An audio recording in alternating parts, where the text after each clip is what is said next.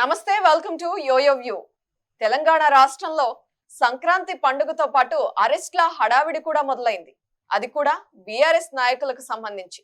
ఎక్కడైనా చిన్న ట్విస్ట్ ఉంటే తప్ప ఒక్కరి అరెస్ట్ అయినా ఉండేలా కనిపిస్తోంది. అందుకు ఒక చట్టాన్ని తీసుకువచ్చేలా కూడా ఉన్నారని సమాచారం. మరందుకే కేటీఆర్ లో భయం మొదలైందా? తనను జైలుకు తీసుకువెళ్లడం ఖాయమని ఆయనే ఫిక్స్ అయ్యారా? అరెస్ట్ ను అడ్డుకునేందుకు కేటీఆర్ ఏం చేయబోతున్నారు అనే అంశాలను ఇప్పుడు యోయో వ్యూలో తెలుసుకుందాం.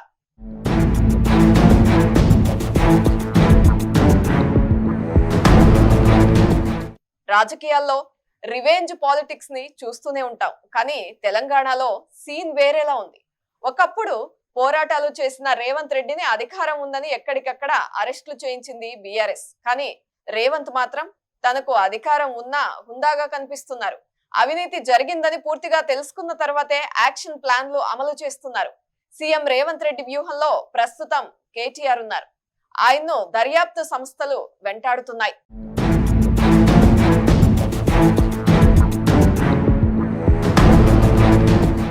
ఫార్ములా ఈ రేస్ లో నిబంధనల ప్రకారం డబ్బుల బదిలీ జరగలేదని గుర్తించిన ఏసీబీ మాజీ మంత్రి కేటీఆర్ పై కేసును నమోదు చేసింది. ఈ కేసు విచారణలో భాగంగా నోటీసులు కూడా జారీ చేసింది. ఈ నేపథ్యంలోనే ఏసీబీ ముందుకు 6వ తేదీన ఈడీ విచారణకు 7న కేటీఆర్ హాజరవ్వాలి. అయితే హైకోర్టులో తాను దాఖలు చేసిన క్వాష్ పిటిషన్ ను కారణంగా చూపిస్తూ ఈడీ విచారణను కేటీఆర్ ఎగ్గొట్టారు. అలాగే 6న ఏసీబీ విచారణకు హాజరై కేటీఆర్ తనతో పాటుగా లాయర్ ను అనుమతించలేదన్న కారణాన్ని చూపించి తిరిగి వెళ్లిపోయారు.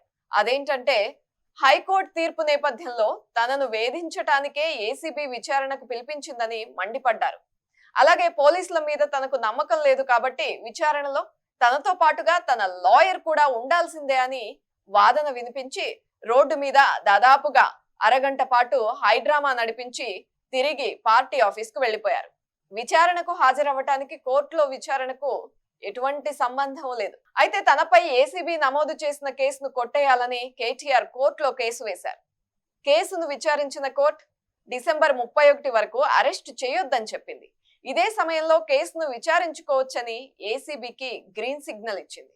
అయితే కేటీఆర్ మాత్రం బుధవారం కోర్టు తీర్పు వచ్చే ముందే తనను ఏసీబీ విచారించాల్సిన అవసరం ఏమొచ్చింది అంటూ మంగళవారం లాజిక్ తో మాట్లాడారు. కేసు కోర్టు విచారణలో ఉండగా తనను విచారించేందుకు ఏసీబీ ఎందుకింత తొందరపడుతోందని వ్యాఖ్యలు కూడా చేశారు. కోర్టులో కేసు విచారణకు ఏసీబీ విచారణకు ఎటువంటి సంబంధం లేనట్లుగా కనిపిస్తోంది. కేసు విచారించుకోమని చెప్పిన హైకోర్టు తాను చెప్పేంత వరకు అరెస్టు చేయొద్దని మాత్రమే ఏసీబీని ఆదేశించింది. అయితే హైకోర్టు ఆదేశాలు ఇంత స్పష్టంగా ఉన్నా కేటీఆర్ మాత్రం రేవంత్ రెడ్డి ఏసీబీపై ఆరోపణలు చేశారు. అయితే బుధవారం ఇచ్చిన తీర్పులో కేటీఆర్ దాఖలు చేసిన కేసును హైకోర్టు కొట్టేసింది.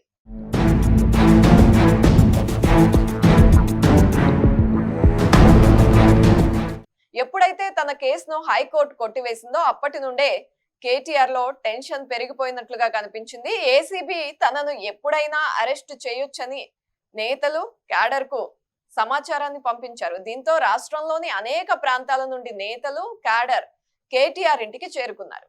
కోర్టు తీర్పుతో సంబంధం లేకుండానే ఈ నెల 9న విచారణకు రావాలని కేటీఆర్ కు ఏసీబీ రెండోసారి నోటీసులు జారీ చేసింది.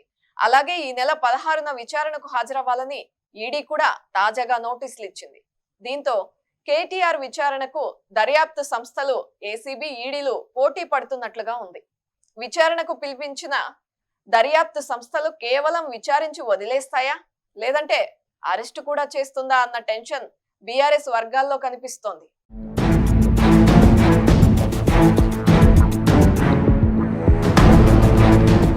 అయితే మొన్నటి వరకు ఫార్ములా ఈ రేస్ కేసును ఇదొక పిచ్చి కేసు అంటూ ఎద్దేవా చేశారు. అయితే కోర్టులో తన పిటిషన్ కొట్టేసిన తర్వాత కేటీఆర్ మాటల్లో భయం కనిపిస్తోంది. అందులోనూ గ్రీన్ కో కంపెనీ నుండి ఎలక్టోరల్ బాండ్ల రూపంలో బీఆర్ఎస్ 41 కోట్ల రూపాయలు అందుకున్న విషయం ఆధారాలతో సహా బయటపడగానే కేటీఆర్ తో పాటుగా మొత్తం పార్టీ శ్రేణులు ఆత్మరక్షణలో పడిపోయారు. విచిత్రం ఏంటంటే, గ్రీన్ కో కంపెనీ నుండి బీఆర్ఎస్ ఎలక్టోరల్ బాండ్లను అందుకోలేదని చెప్పకుండా అదే కంపెనీ నుండి కాంగ్రెస్ బీజేపీలు కూడా ఎలక్టోరల్ బాండ్లు అందుకున్నారని ఎదురుదాడికి దిగారు. ప్రతిపక్షంలో ఉన్న పార్టీలు ఎలక్టోరల్ బాండ్లు అందుకోవడానికి, అధికారంలో ఉన్న పార్టీ ఎలక్టోరల్ బాండ్లు అందుకోవడానికి చాలా తేడా ఉంటుందన్న విషయాన్ని కేటీఆర్ కన్వీనియంట్ గా వదిలేశారు. మొత్తంగా విశ్లేషణ లేని మాటలతో కేటీఆర్ తన గొయ్యి తానే తవ్వుకుంటున్నట్లుగా స్పష్టమవుతోంది.